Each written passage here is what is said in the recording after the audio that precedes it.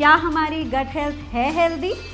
We'll know about this in this video. आज मैं आप सबको मिलाऊंगी योग विशेषज्ञ इंदु जैन से। इंदु मैम को है 40 साल का एक्सपीरियंस इन योगा। तो आज हम उनसे जानेंगे गट हेल्थ के राज।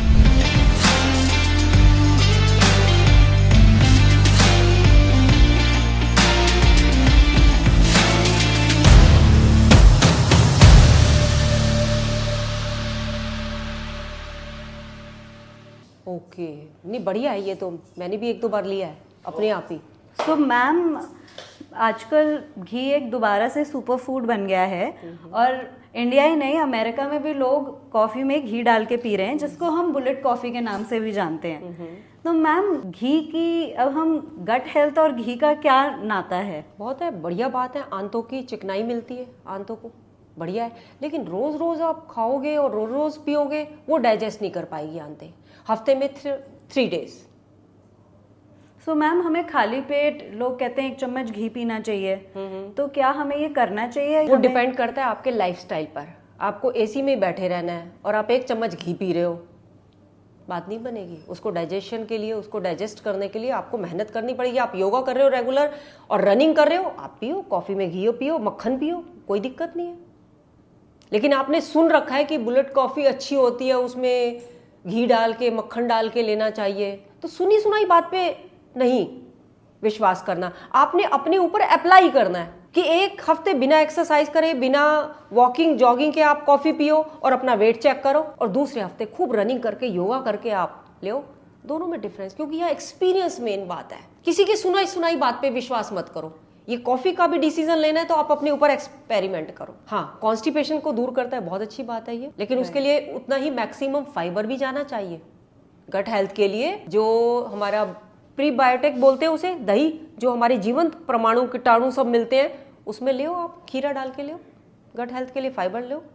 तो घी के साथ साथ फाइबर बहुत ज़रूरी है। फाइबर का तो ध्यान रहता ही नहीं है। जब भूख लगती है तो हम टूटते हैं सलाद से, क्योंकि हमें पता है कि सलाद से पेट भर जाएगा। एक थिंकिंग क्या है कि सलाद से पेट भर जाएगा, तो आप बराबर की मात्रा में फाइबर लो। कॉफ़ी का सेवन करना है करो, कोई दिक्कत नहीं है। अगर आपका क्योंकि आइडियल वजन है आप ले सकते हो।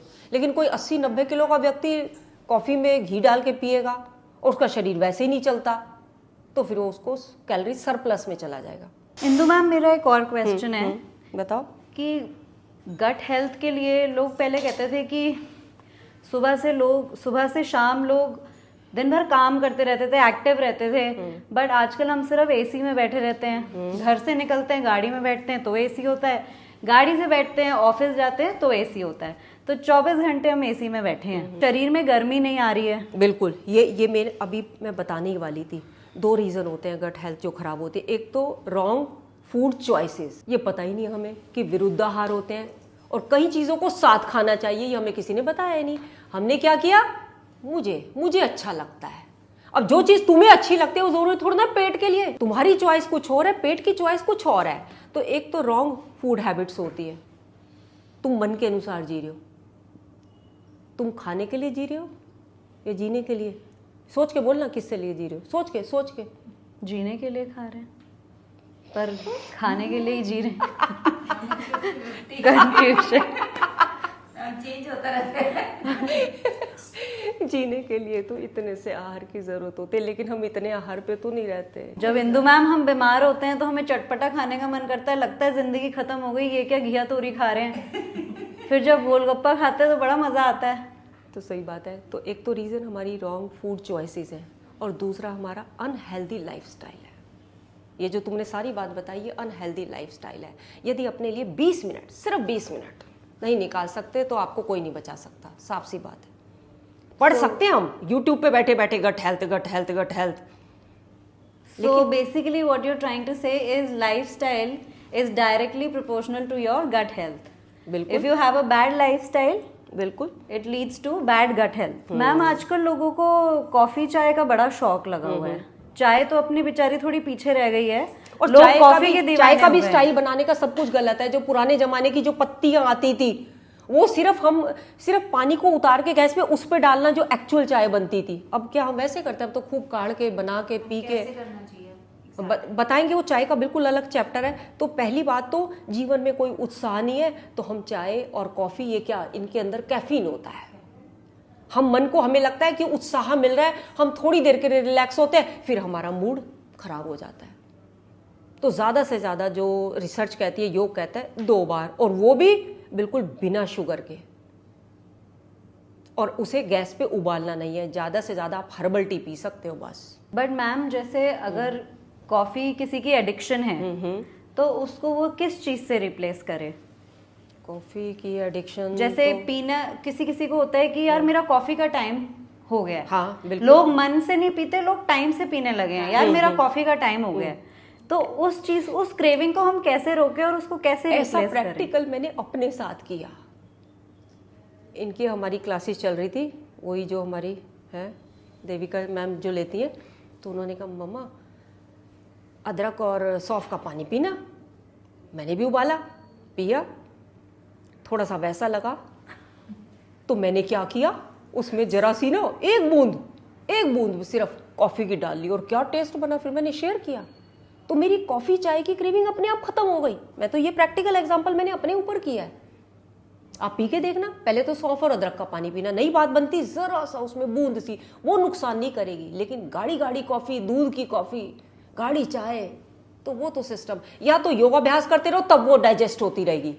कॉफ़ी चाय डाइजेस्ट होती रहेगी, आप योगा करते रहो। लेकिन अपने आप को सेफर साइड पे चलना है तो ये आपको बदलना पड़ेगा सौंफ और अदरक के पानी से। ये मुश्किल लगेगा थोड़ा, ये तो भाई अपनी हैबिट्स चेंज करनी पड़ेंगी। तुम्हारा क्या विचार है, कॉफ़ी पीते हो?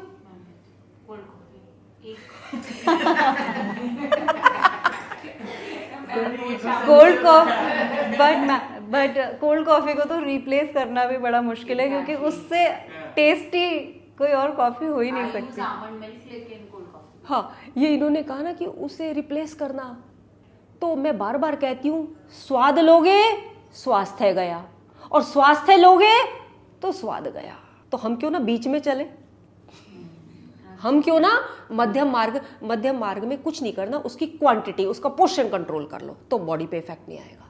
इंदु मैम, एक और क्वेश्चन आ गया, बताओ कि gut health is directly proportional to mood swings. क्या आप मूडी रहते हो, क्या मूड खराब रहता है क्योंकि आपका गट क्लीन नहीं है? वेट का सारा संबंध मैं बता दूं, ये हमारा मध्य भाग होता है, मणिपूरक चक्र। आधी नस नाड़ियां ऊपर गई हैं, आधी नस नाड़ियां नीचे गई हैं। अगर आपकी गट हेल्थ सही नहीं है, आपके पैरों में दर्द, स्वेलिंग, अर्थराइटिस, घुटने की गति, चलने की गति, सब में आप बोरिंग स्टेट, ऐसा लगेगा बैठे रहो। और आधी नस नाड़ियां ऊपर तक गई हैं, तो हमारा माइंड भी बिल्कुल बार बार डिस्टर्ब हो जाता है, बार बार मूड स्विंग हो जाते हैं। ऐसा लगता है क्या करें, अरे कुछ नहीं करना, इस पे काम करना था, वो तो समझ में आती नहीं है। लेकिन हम बार बार दूसरे को कहते रहते हैं मूड स्विंग हो रहा है, अब इससे बात कर ली, उससे बात कर ली, शायद ठीक हो जाए, लेकिन नई बात बनती। गट हेल्थ तो वहीं की वहीं रहती है। तो इसके लिए हमारा योग में उत्तान पादासन है। एक आसन लगाओ और मूड चेंज करो। लगाओ उत्तान पादासन जी। जो ये मूड स्विंग की बात की तुमने, सिर्फ मणिपूरक चक्र के लिए, खाली बातों से बात तो नहीं बनती, ये लगाओ। अब ये इसमें बड़ी तकलीफ होगी उत्तान पादासन में, है सिंपल सा आसन। हाथ छोड़ो, ये अब तुमने कहा बॉडी गर्म नहीं है, बॉडी तो मैं भी बैठी, और ये देख लो, लगाओ, कंपटीशन, दोनों बराबर आ जाए जरा।